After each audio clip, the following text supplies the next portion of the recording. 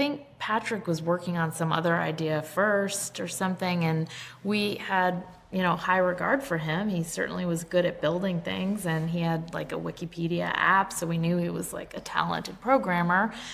He introduced us to his 16-year-old brother. 16, there we go. He was 16 when we met him, John was. And I'm trying to remember when they said, oh, we're going to take on the financial industry. I think we were kind of like, do you realize how hard this is? And like, you don't have connections. But they were intrepid. They were like, well, we don't have connections. We'll find connections. And they just, that is actually a really good question that you bring up, because it shows how determined they were and how focused they were. And I mean, you think like the head of a bank is going to take a 19-year-old startup founder seriously? It seems pretty implausible, right?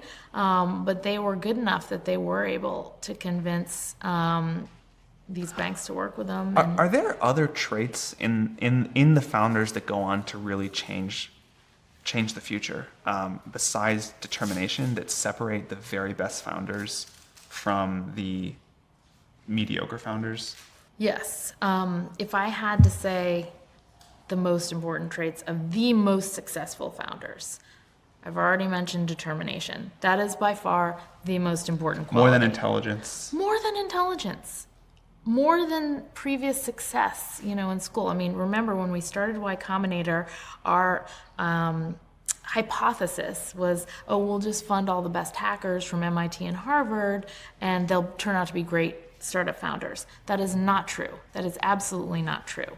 A lot of them are good, and in fact, Patrick was from MIT, but it's not true for the most part. Determination is the most important thing. Again, sort of understanding your users and building a product with a great user experience is second most important.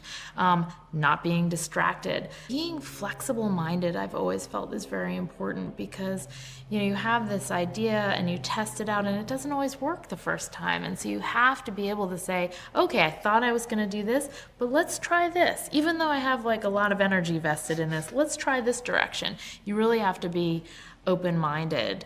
And then ultimately, you have to be a good leader. You have to be convincing and a good leader, because you are going to be convincing employees to join you. You're going to be convincing investors to invest in you. When you do get to the point where you're doing deals with bigger companies, you have to convince them. Like, your whole world is convincing people. And so you have to be able to communicate your idea and convince people why they should care about you more than any of the other hundreds of startups out there.